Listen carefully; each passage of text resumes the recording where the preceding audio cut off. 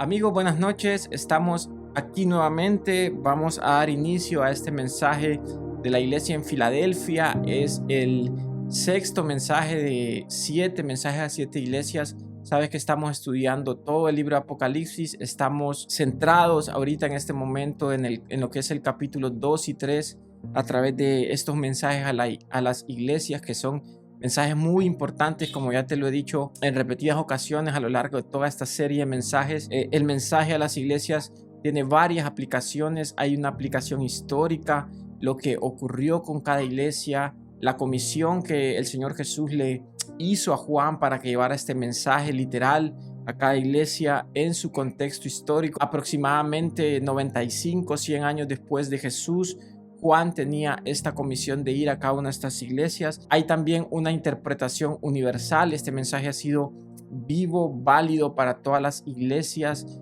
en la era nueva después de Jesucristo, en estos 2025 años de historia.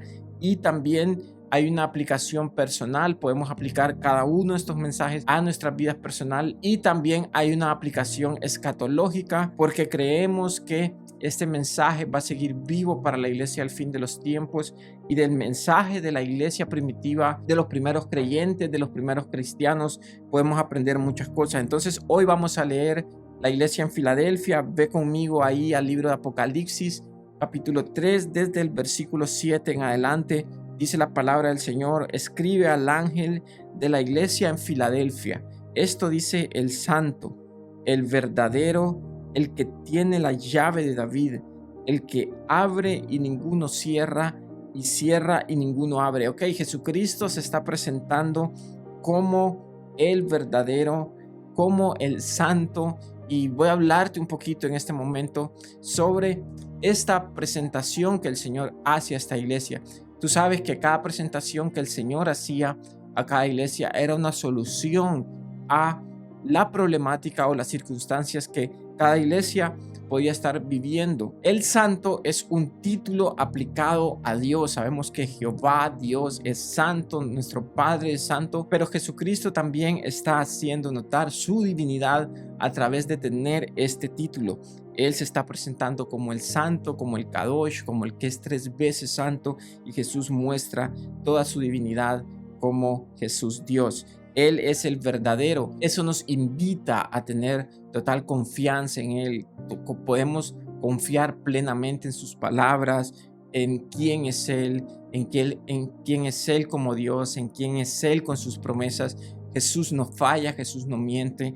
Él es el verdadero. Luego dice que Él es el que tiene la llave de David, el que abre y ninguno cierra, y cierra y ninguno abre. En esto hay una connotación, hay una referencia. En el libro del profeta Isaías, capítulo 22, del 10 en adelante, aparece un personaje llamado Sebna. Durante el reinado del rey Ezequías, Sebna era el mayordomo, el que tenía las llaves para ir a todos los accesos hasta el palacio real, todas las puertas del palacio, pero este fue un mayordomo infiel, y luego en la historia iba a ser sustituido por un hombre llamado Eliakim. El punto es que Jesucristo se está referenciando como ese que tiene todos los accesos a la gloria de Dios, todos los accesos al reino de Dios, al corazón del Padre, a la belleza de Dios, a su trono. Y sabemos que las llaves representan autoridad, abrir puertas. Jesús tiene toda la autoridad para hacer lo que Él desea en su soberanía. Cuando Él lo desee, cuando Él quiera, Él puede abrir puertas que nadie va a cerrar. Él cierra puertas que nadie puede abrir. Él sabe las cosas que puede hacer, y Jesús iba a abrir una puerta en Filadelfia frente a una persecución venidera que la iglesia en Filadelfia iba a vivir. Y ya vamos a entrar en esos detalles históricos. Dice el versículo 8: yo conozco tus obras, le decía a la iglesia de Filadelfia. He aquí, he puesto delante de ti una puerta abierta, la cual nadie puede cerrar, porque aunque tienes poca fuerza, has guardado mi palabra y no has negado mi nombre. He aquí, yo entrego de la sinagoga de Satanás a los que se dicen ser judíos y no lo son, sino que mienten. He aquí, yo haré que vengan y se postren a tus pies y reconozcan que yo te he amado, por cuanto has guardado la palabra de mi paciencia. yo también te guardaré de la hora de la prueba que ha de venir sobre el mundo entero para probar a los que moran sobre la tierra. He aquí yo vengo pronto, retén lo que tienes para que ninguno tome tu corona. Al que venciere, yo le haré columna en el templo de mi Dios y nunca más saldrá de ahí. Y escribiré sobre él el nombre de mi Dios y el nombre de la ciudad de mi Dios, la nueva Jerusalén, la cual desciende del cielo de mi Dios, y mi nombre nuevo. El que tiene oído, oiga lo que el Espíritu dice a las iglesias. Ok, sabemos todas las bases. Jesús está dejando comunes denominadores en cada uno de estos mensajes. Sabemos que a cada iglesia el Señor le decía, yo conozco tus obras. A cada iglesia el Señor alababa virtudes, reprochaba y reprendía actitudes malas, y también a cada iglesia le hacía un llamado a entender esta expresión que aparece mucho en el Nuevo Testamento, que dice: el que tiene oído, oiga lo que el Espíritu dice a las iglesias. Es un llamado de parte del Señor a orar por entendimiento, a pedir entendimiento de su palabra, de su corazón y de las circunstancias que podían estar pasando. Como todas las iglesias, la iglesia de Filadelfia también es una iglesia maravillosa, es una iglesia con muchas particularidades, y es una iglesia a la que el Señor no le reprocha nada en sí. Por el contrario, la alaba por ser una iglesia fiel. La iglesia de Esmirna y la iglesia de Filadelfia son las únicas iglesias a las que el Señor no les reprocha nada, y por el contrario las alaba por tener un cristianismo fiel, un cristianismo ejemplar. Vamos a ir a los detalles históricos de qué es lo que estaba pasando esta iglesia, qué sucede con la presentación de Jesús, qué sucede con las recompensas. Ok, la iglesia de Filadelfia estaba situada a 160 kilómetros de la ciudad de Esmirna. Dios abriría una puerta en Filadelfia que nadie iba a poder cerrar. La ciudad de Filadelfia fue fundada en el año 189 a.C. por un hombre llamado Eumenes II de Pérgamo. Él fundó la ciudad en la ruta que unía Sardis con Colosas. Era conocida como la ruta del Oriente. Ok, es importante conocer que la ciudad de Filadelfia estaba fundada, situada sobre una placa tectónica. En el año 170 a.C. sufrió un gran terremoto y fue destruida. Luego fue reconstruida de nuevo por un hombre llamado el emperador Tiberio. La ciudad sufría mucho de estas catástrofes naturales, habían muchos terremotos, y en el año 170 a.C. Sufrió un fuerte terremoto.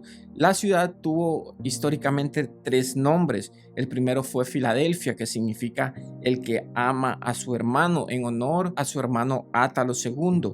En el año 17 después de Cristo cambió su nombre a Neo Cesarea en honor a Tiberio, el que la reconstruyó, porque él hizo muchos aportes económicos. Y el tercer y último nombre que la ciudad tuvo fue el nombre de Flavia. Este nombre fue puesto por otro emperador llamado Vespasiano. Jesús se presenta como el santo, como el verdadero y como el que tiene la llave de David. Y ya te hablé de estos detalles, por qué Jesús se hace mencionar el que tiene la llave de David. Hubo una referencia en los tiempos de Isaías con este mayordomo Sebna, pero hoy Jesús sabemos que es el que tiene toda la autoridad y todos los accesos al Padre, y debemos entender que esto Jesús lo estaba expresando porque él iba a abrir una puerta a la iglesia de Filadelfia que nadie iba a poder cerrar debido a una persecución venidera que ellos iban a sufrir. Jesús alaba a esta iglesia, te lo mencionaba minutos atrás. No hay reprensiones en ella. Jesús estaba presentando a esta iglesia una diversidad de oportunidades debido a la fidelidad que esta iglesia tenía. Debemos entender que si somos fieles al Señor, el Señor nos va a permitir que podamos acceder a muchas cosas en su reino. Esta iglesia probablemente era una iglesia pequeña, tenía poca fuerza. Quizás los terremotos que sufrían la sometían a estas condiciones. Los miembros eran pobres y de pocos recursos, pero ellos siempre confiaban en el Señor, y confiar en el Señor, amado hermano y hermana, es lo mejor que nosotros podemos hacer, es el mejor recurso nuestra confianza en el Señor es el mejor requisito, más allá de cualquier otro tipo de recurso. Debido a su fidelidad, también el Señor le hace muchas promesas. Aparece en escena nuevamente una sinagoga de judíos, una sinagoga de Satanás. La iglesia primitiva sufría mucho, principalmente más allá de las persecuciones de los griegos, los romanos, etcétera, también sufrían mucha opresión de parte del mismo pueblo judío, porque no podían permitir que judíos se convirtieran al cristianismo, a la fe de Jesús, ni tampoco admitir que pueblo gentil viniera a ser parte de las promesas de Dios. Entonces, la iglesia cristiana sufría mucho. El Señor en detalladas ocasiones representaba a estos grupos como sinagogas de Satanás, religiosos perversos que hacían sufrir y mataban a la iglesia del Señor. Entonces Dios le dice al pueblo de Filadelfia y le hace una promesa maravillosa de que ellos iban a ser convertidos y que muchos iban a venir a postrarse para reconocer a Cristo y a Dios como alguien que realmente los amaba. El Señor les promete también guardarlos de pruebas venideras. No se sabe con exactitud qué prueba específica sería. No les promete quitarlos de la prueba, sino guardarlos en medio de ella. Una prueba que sería para probar a los moradores de la tierra. El Señor anima a permanecer fieles hasta el día de su venida a la iglesia de Filadelfia y también a todo el pueblo cristiano. Aunque no se sabe cuándo sería el día de su venida ni el tiempo, el Señor nos exhorta a mantener esta fidelidad. Como iglesia debemos conservar lo que Dios nos ha dado aquí y ahora en medio de su reino. Esa será nuestra corona de honra, retener toda su gracia y bendiciones espirituales que el Padre nos ha dado. En la Biblia hay muchos ejemplos, pero te voy a hablar así rápido de tres personajes que fueron infieles y desaprovecharon la gracia del Señor. Uno de ellos es Esaú, el segundo Rubén y Saúl. Ok, Esaú era el hermano de Jacob. Sabemos que estos eran los hijos de Isaac y Esaú tenía la primogenitura, toda la bendición de ser el primer hijo en la descendencia de su padre Isaac, pero en algún momento de la historia a él no le importa la primogenitura, le dice a Jacob su hermano: tener la primogenitura, no me interesa nada esto, y él fue infiel a las bendiciones y promesas que el Señor le daba. Y sabemos que Esaú tiene toda una historia terrible en su descendencia, etcétera. El segundo era Rubén, el primer hijo de Jacob, también el primer hijo de Israel. Fue infiel con su padre, incluso él llegó a tener una de las esposas de su padre. Y Rubén también tiene toda una historia terrible de infidelidad a Dios y a su padre. Y el tercer personaje, ejemplo que te pongo aquí en la Biblia, es el rey Saúl. Él había sido el primer rey designado por el pueblo y por Dios en la Biblia para gobernar la nación de Israel, pero él fue desobediente a Dios y luego tomó posesión de él el rey David, este personaje fabuloso en la Biblia. Y vemos que no hay nada de bueno en no ser fieles al Señor. Estamos llamados a ser fieles al Señor, así como esta iglesia de Filadelfia estaba llamada por Dios a ser fiel hasta el final, a ser fieles y retener las bendiciones del Señor. Como dice aquí el versículo: retén lo que tienes para que ninguno tome tu corona. Y no hay mayor honra que presentarnos fieles ante el Señor. Las recompensas que el Señor está haciendo a esta iglesia al final del capítulo le dice: al que venciere le haré columna en el templo de mi Dios. Es un incentivo a ser parte de su casa, nuestra morada definitiva, eterna, nunca salir de su presencia. No solo ser invitados, sino ser parte de la casa y la presencia de Dios, ser patrimonio celestial de Dios, tener sociedad constituida en eternidad. Los templos antiguos tenían columnas que servían como bases para sostener los techos, pero también las columnas servían como figuras ornamentales de los templos, de las casas. Cuando el rey Salomón construyó el templo, la casa de Dios, este templo espectacular, él hizo dos grandes columnas frente al templo. Una se llamaba Jaquín y la otra Boaz, y resplandecían de hermosura y de belleza. Eran muy admirados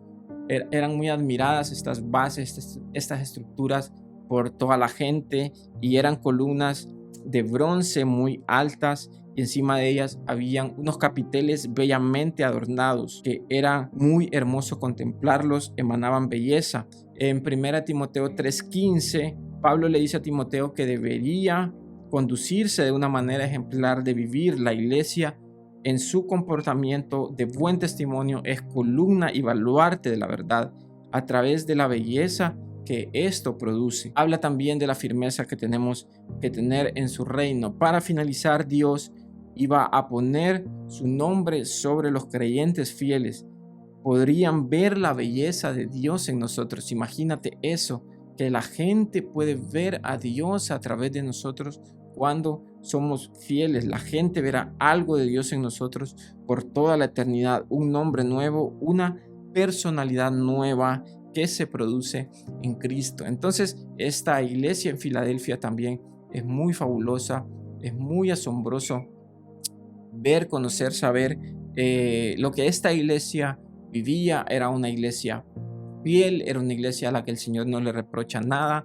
El Señor la llama a permanecer fieles, aún en medio de toda situación que estaban viviendo, persecución. Aún la ciudad como tal sufría mucho por estas destrucciones, estos derrumbes, estos terremotos, por el punto geográfico donde estaban situados, pero el Señor la llama a ser fieles, a darles muchas recompensas, y sobre todo les da confianza de saber que Él abriría un camino que nadie iba a poder cerrar, abriría una puerta que nadie iba a poder cerrar. El Señor le iba a dar escape de toda la persecución. El Señor los iba a guardar en medio de los momentos más difíciles. Y el mensaje de la iglesia de Filadelfia es también un mensaje maravilloso. Nos vamos a ver el siguiente sábado, amados hermanos y hermanas, siempre a las 9 de la noche. Comparte este mensaje con tus amigos, grupos de iglesia, familia. Puedes verlo, tómate estos 25 minutos para ver este mensaje, y ya solo nos queda uno, el mensaje a la iglesia de Filadelfia. Vamos a aprender también de él el otro sábado. Gracias, Dios te bendiga. Estoy muy feliz, muy contento por todo lo que Dios está permitiendo en su gracia que podamos hacer en este canal. Ora por mí, ora por mis amigos, por mi familia que me están apoyando, y sobre todo conocer lo maravilloso que es la palabra de Dios. El libro de Apocalipsis es fabuloso, es una profecía gloriosa. Recuerda que es el único libro que tiene una bendición especial para los que leen, lo oyen y lo ponen por obra. Entonces tenemos aún mucho recorrido por adelante. Vamos a ir con los siguientes capítulos en lo que queda este año, creo, y sé que el Señor nos va a preparar para grandes cosas. Dios te bendiga, nos vemos el siguiente sábado.